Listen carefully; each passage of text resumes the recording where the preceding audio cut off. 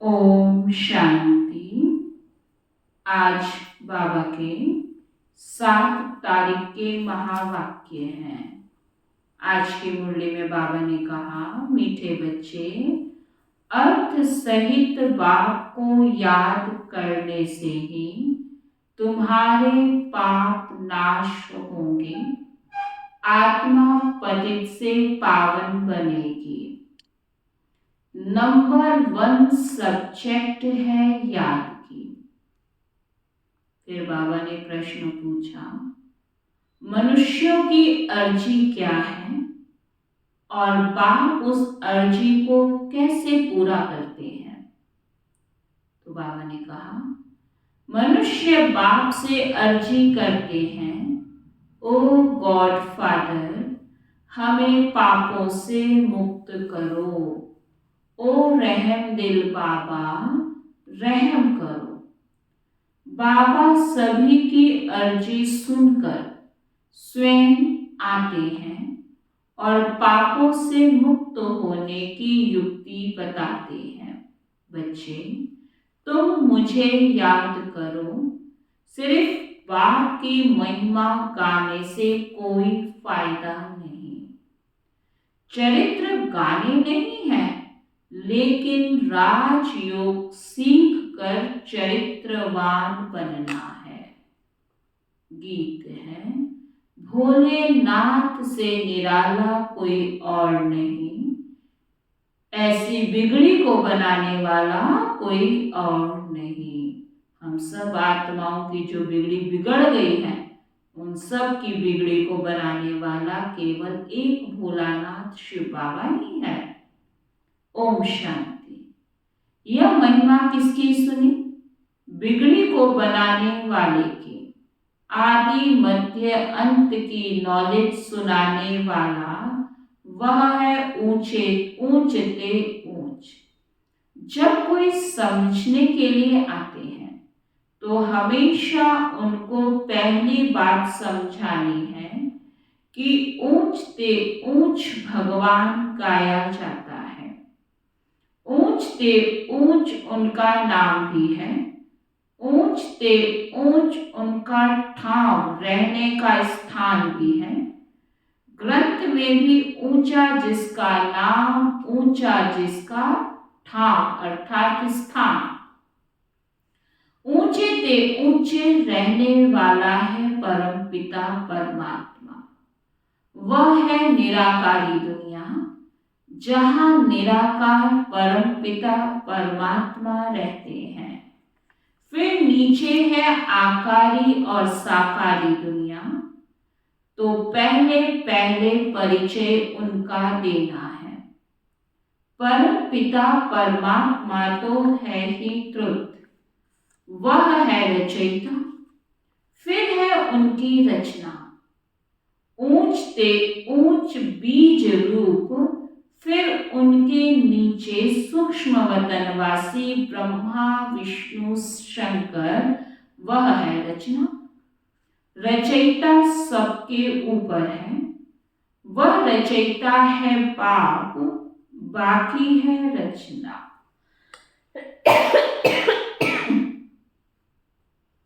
सब एक परम पिता परमात्मा की संतान है। इसलिए हम आत्माएं सब भाई भाई ठहरे। तो परम पिता परम धाम में रहते हैं, उनको ही परमात्मा कहा जाता है। शारीरिक पिताएं तो बहुत है ना। पहले पहले परिचय देना है रूहानी बाप का। उनकी है सब रचना। चित्रों पर भी ध्यान खिंचवाना है। पहले पहले है ऊंचते ऊंच परम पिता परमात्मा, जिसको मनुष्य सृष्टि रूपी झाड़ का चैतन्य बीज रूप कहा जाता है। वह सत्य चित्त आनंद स्वरूप है। सत्य अर्थात सच कहने वाला। आत्मा भी सत्य है, वह भी जलती मरती नहीं। सत्य के बच्चे भी सच्चे होने चाहिए। तुम पहले पहले देवी देवता सच्चे थे। सचखंड स्थापन करने वाला सच्चा बाबा है। ऐसे नहीं कि परम पिता परमात्मा झूठ खंड स्थापन करते हैं। नहीं, सचखंड था, फिर यह भारत झूठ खंड बना है। सच्चा है परम पिता परमात्मा। पतित बनाने वाले को सच्चा नहीं कहेंगे और सब हैं झूठे। 5 विकार रूपी माया रावण झूठा बनाती है। राम सच्चा, रावण झूठा। रावण ही भारत को झूठा बनाते हैं। कहानी सारी भारत पर है। समझाना है, भारत स्वर्ग था, अब नहीं है। बाप को स्वर्ग बनाने वाला व स्वर्ग का रचयिता कहा जाता है। महिमा भी भारत की है। आदि मध्य अंत का ज्ञान तुमको सुनाते हैं, जिससे तुम त्रिकालदर्शी बनते हो। इसको कहा जाता है स्वदर्शन चक्र। तुम जानते हो कि हम आत्माएं फिर से परम पिता परमात्मा से वर्षा ले रही हैं। गाया भी जाता है, आत्माएं और परमात्मा अलग रहे बहुकाल। अभी यह मिलन बहुत सुंदर मंगलकारी है। तुम पहले पहले बाप का परिचय देते हो। रचयिता बाप को सर्वव्यापी कहने से फिर यह सिद्ध नहीं होता। कौन सी बात सिद्ध नहीं होती? कि हम सब उसके बच्चे हैं। बच्चे ऐसे नहीं कहेंगे कि हम सब परम पिता परमात्मा हैं। सर्वव्यापी कहने से बाप के साथ वह लव नहीं रहता, न बुद्धि योग रहता है। भारत का प्राचीन योग मशहूर है।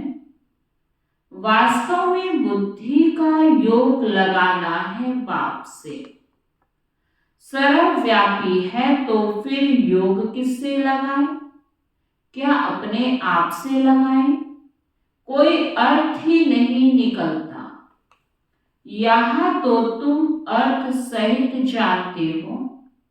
बाप खुद कहते हैं, मेरे साथ योग लगाने से तुम्हारे विकर्म विनाश होंगे। विकर्म तो होते रहते हैं। संपूर्ण कर्मातीत अवस्था अंत में होगी। जब ज्ञान का अंत होगा तब रिजल्ट निकलेगी। स्कूल में भी कोई किस सब्जेक्ट में तीखे जाते हैं, कोई किस में तीखे जाते हैं। सहज सब्जेक्ट है याद की। बाबा को याद किया जाता है। याद से फिर आत्मा अच्छी होगी, बर्तन साफ होगा। आत्मा जो इम्प्योर बनी है वह प्योर बनती जाएगी। ऊंच से ऊंच बाप आकर पढ़ाते हैं और ऊंच से ऊंच पद प्राप्त कराते हैं। तुम मनुष्य से देवता बनते हो। समझते हो कि बरोबर आदि सनातन देवी देवता धर्म था। उनको हिंदू नहीं कहेंगे। भारत का नाम बदलकर हिंदुस्तान नाम रख दिया है। आदि सनातन पवित्र देवी देवता धर्म था, जिसको वैकुंठ अथवा स्वर्ग कहा जाता है। वह तो सतयुग है। उनको कहा जाता है नई दुनिया। उनको रचने वाला बाप है। वह है निराकार। सभी कहते भी हैं ओ गॉड फादर। वह ऊंचते ऊंच रहते हैं। ब्रह्मा विष्णु शंकर को सूक्ष्म देह मिली हुई है। उसको सूक्ष्म लोक कहा जाता है और वह है शांति धाम, साइलेंस वर्ल्ड। यह है स्थूल वतन। तो पहले पहले जब कोई भी आते हैं तो उनसे फॉर्म भराना है, आत्मा का बाप कौन है। ऊंचते ऊंच तो भगवान को ही कहा जाता है। साधु संत आदि सब प्रार्थना करते हैं। प्रार्थना को रिक्वेस्ट भी कहा जाता है। ओ गॉड फादर, हम अर्जी करते हैं, हमारे पापों को दग्ध करो और रहम दिल बाबा रहम करो। ऐसे ऐसे पुकारते हैं। रहम सभी तो नहीं करेंगे, सब पर रहम करने वाला तो एक ही बाप है। सर्वोदया कहते हैं ना, अब वह क्या करते हैं? नाम उसका सर्वोदया। सर्वोदया माना सब पर दया करने वाला। तो बाबा क्या करते हैं? कितने पर रहम करते होंगे। वह भी ड्रामा में मूड है। इस समय जो कुछ चलता है उनसे तुम भेंट करते हो। गीता भागवत में यह बातें है नहीं। गीता है ज्ञान, बाकी चरित्र आदि की कोई दरकार नहीं। स्टूडेंट टीचर के चरित्र गाते हैं क्या? मास्टर की बैठ महिमा करने से कोई भी फायदा नहीं। बाप की सिर्फ महिमा करना, वह ज्ञान का सागर है, सुख का सागर है, इससे कुछ भी मिलता नहीं है। अभी तुम बच्चे समझते हो कि बाबा हमको राजयोग सिखलाए त्रिकालदर्शी बनाता है, अर्थात तीनों कालों और तीनों लोकों की नॉलेज देता है। तो तुम मास्टर त्रिलोकी के नाथ भी कहला सकते हो, त्रिकालदर्शी भी कहला सकते हो। बरोबर हम तीनों लोगों को जानने वाले नाथ बनते हैं। यह राजयोग है। हम बादशाह बन रहे हैं, बनाने वाला बाप है। पारसनाथ कहते हैं ना, वह है लक्ष्मी नारायण। भल उन्हों के मंदिर हैं, लेकिन मनुष्य जानते नहीं कि यह कौन है। लक्ष्मी नारायण है पारसपुरी के नाथ। पारसपुरी सतयुग को कहा जाता है। तुम यह जानते हो कि बरोबर श्री कृष्ण के हीरो जवाहरों के महल थे, पारसनाथ थे। तो पहले पहले यह समझाओ कि यह मानते हो कि सभी का रचयिता बाप है। ब्रह्मा विष्णु शंकर का भी वह रचयिता ठहरा। पहले तो यह निश्चय करो कि वह बाप स्वर्ग का रचयिता है। स्वर्ग में आदि सनातन देवी देवता धर्म वाले थे। उन्हों को यह नॉलेज कब मिली? बाप कहते हैं कि मैं कलप कलप संगम युगे आता हूं नॉलेज दे। बरोबर तुम सतयुग आदि के पारसनाथ बन रहे हो। कितनी फर्स्ट क्लास नॉलेज है। यहां बैठे हो, तुम समझते हो हम बाबा से स्वर्ग का वर्षा पाए, पारसनाथ पारसपुरी के मालिक बनेंगे। बुद्धि जानती है कि लक्ष्मी नारायण आदि देवी देवताएं कितने धनवान थे, बहुत जेवर आदि थे, बड़े साहूकार होते हैं, तो पहले पहले बाप को जान उनसे वर्षा लेना है, याद से वर्षा लेना है।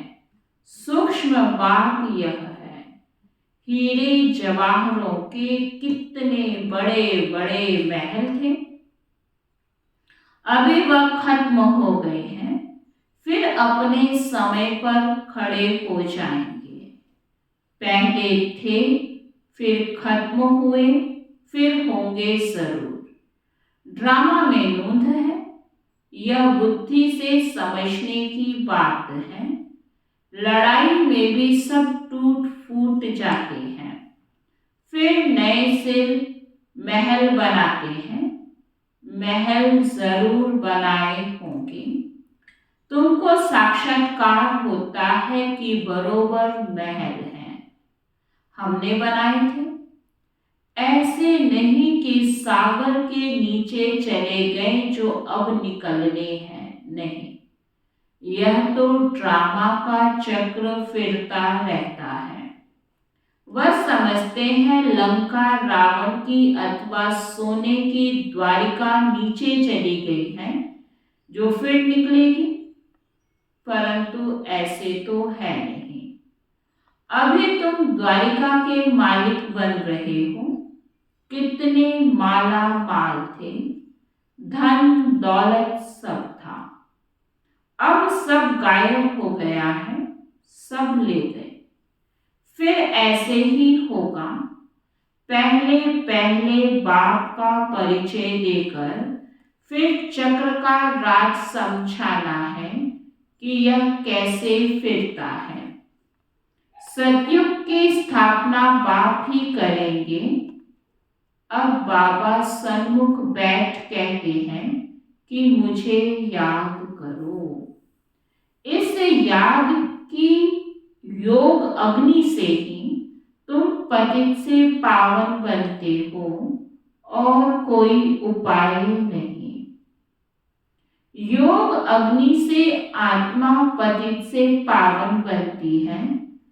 पतित पावन बाप भी आकर पावन दुनिया स्थापन करते हैं। फिर तुम गंगा के लिए क्यों कहते हो कि यह पतित पावनी है? जब तप गंगा स्नान आदि करना, यह सब भक्ति मार्ग की सामग्री है।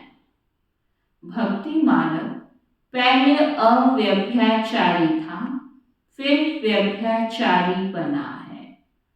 आधा कल्प लगा है व्यभिचारी बनने में। 16 कला से 14 कला, फिर कलाएं कम होती जाती हैं। यह ज्ञान सागर बाप समझाते हैं। ब्रह्मा विष्णु शंकर को ज्ञान सागर मनुष्य सृष्टि का बीज रूप नहीं कहा जाता। पर पिता कहने से बुद्धि ब्रह्मा विष्णु शंकर तरफ नहीं जाती है। आत्माएं परम पिता परमात्मा बाप को ही याद करती रहती हैं। जब उन्हों को दुख होता है, सतयुग में सुख है, तो कोई भी पुकारता नहीं। अब आत्माएं जानती हैं कि आधा कल्प से दुख पाया है, अभी फिर स्वर्ग में जाएंगे, वहां कोई भी दुख नहीं। इसलिए सतयुग में बाबा को याद करने की दरकार नहीं पड़ती। ड्रामा अनुसार बाबा हमको सुख का वर्षा देकर ही जाएंगे। मनुष्य जब बूढ़े होते हैं तो वानप्रस्थ में जाकर बैठते हैं। गुरु कहते हैं, यहां तो बाप स्वयं आकर सतगुरु बनते हैं। कहते हैं कि तुम सबको साथ ले जाऊंगा, ऐसे और कोई भी कह ना सके। साथ में तो कोई भी नहीं ले जाएंगे। हर एक को पुनर्जन्म जरूर लेना पड़े। पाठ में तो आना ही है। मैं तो घड़ी घड़ी जन्म नहीं लेता हूँ। अगर मैं भी घड़ी घड़ी जन्म लूं तो तमो प्रधान बन जाऊं। आत्मा ही प्योर बनती है। आत्मा में खाद पड़ती है। गोल्डन एज, सिल्वर एज अक्षर अभी है। बरोबर अभी आयरन एज है। अब संगम है। बाप को जरूर आना ही है। पुरानी सृष्टि को नया बनाना यह बाप का ही काम है। बाप ही पतित पावन है, अर्थात सृष्टि को बदलने वाला है। सृष्टि का रचयिता नहीं, बदलने वाला है। रचने वाला कहने से मनुष्य समझते हैं बड़ी प्रलय होती है। पतित पावन अक्षर ठीक है। साधु लोग भी गाते हैं पतित पावन सीताराम। ऐसे तो कभी नहीं कहते कि पतित पावनी गंगा। पतित पावन कहने से बुद्धि परमात्मा की तरफ चली जाती है। गंगा नदी तो वहां भी होती है, परंतु वहां सब चीजें सतो प्रधान हो जाती हैं। गंगा भी सतो प्रधान, यहाँ तो तमो प्रधान है। फ्लड्स कर देती हैं, गांवों को डुबो देती है। ब्रह्मपुत्रा कितने गांव को डुबो देती है।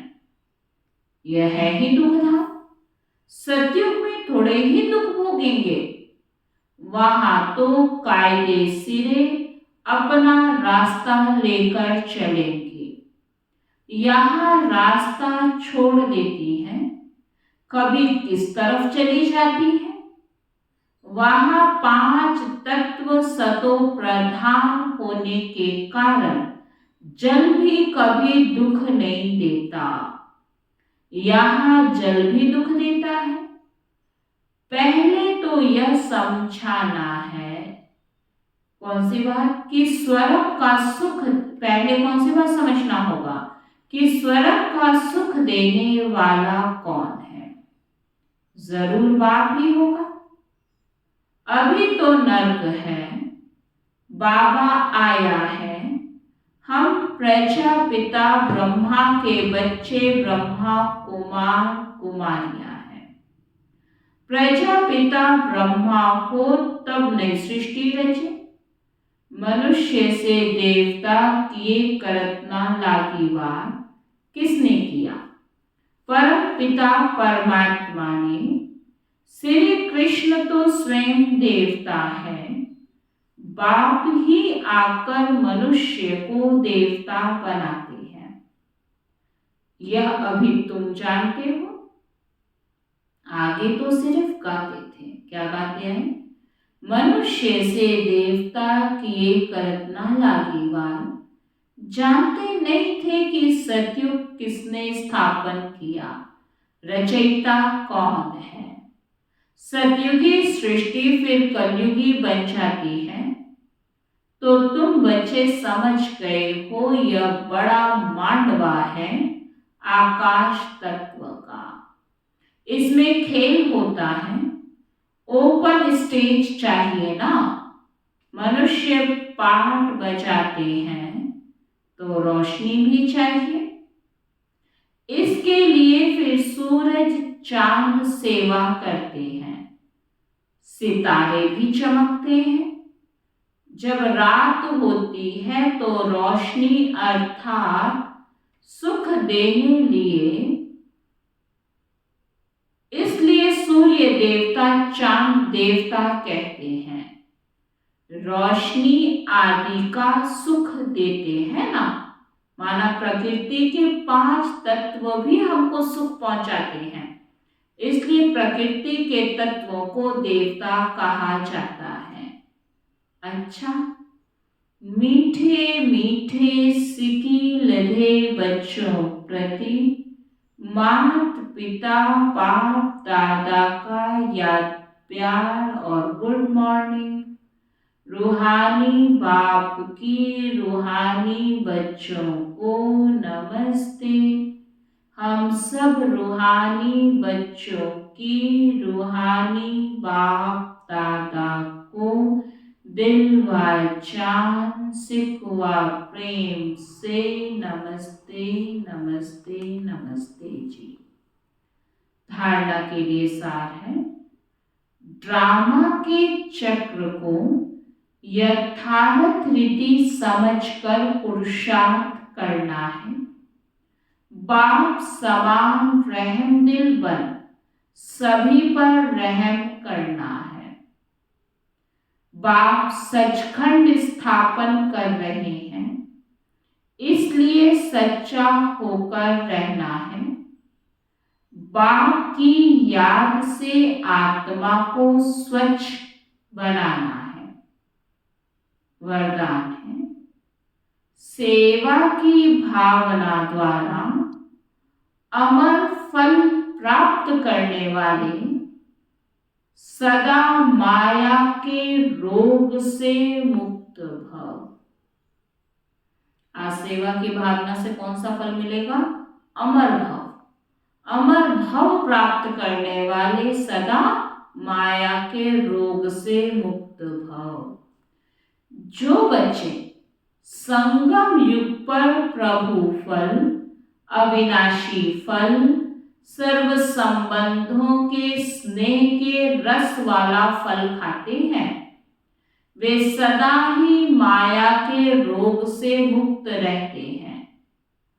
और फल तो सतयुग में भी मिलेंगे और कलयुग में भी मिलेंगे, लेकिन सेवा की भावना का प्रत्यक्ष फल, प्रभु फल अगर अभी नहीं खाया तो सारे कल्प में नहीं खा सकते। यह फल ईश्वरीय जादू का फल है, जिस फल को खाने से लोहे से पारस तो क्या, लेकिन हीरा बन जाते हैं। यह फल सर्व विघ्नों को समाप्त करने वाला अमर फल है। स्लोगन है, अपकारियों पर भी उपकार करने वाले, निंदक को भी मित्र समझने वाले ही बाप समान हैं। तो क्या बाबा ने स्लोगन में पक्का किया कि अपकारियों पर भी उपकार करो और निंदक को भी मित्र समझो। यही क्या है? बाप समान बनना है। तो आज का अव्यक्त इशारा है, निर्माण बनना ही स्वमान है और यही सर्व द्वारा मान प्राप्त करने का सहज साधन है। निर्माण बनना झुकना नहीं है ना? कई समझते हैं कि निर्माणता आएगी माना हम कमजोर हैं, झुक रहे, नहीं। लेकिन सर्व को अपनी विशेषता और प्यार में झुकाना है। जितना निर्माण उतना सबके दिल में महान स्वतः बनेंगे। बिना निर्माणता के सर्व के मास्टर सुखदाता बन नहीं सकते। निर्माणता निरअहंकारी सहज बनाती है। निर्माणता का बीज महानता का फल स्वतः प्राप्त कराता है। तो बाबा ने आज अव्यक्त इशारे में क्या कहा कि जितना निर्माण उतना महान, जितना निर्माणता होगी उतना महानता का फल बाबा कहते स्वतः हमें प्राप्त होता रहेगा। अच्छा, ओम शांति।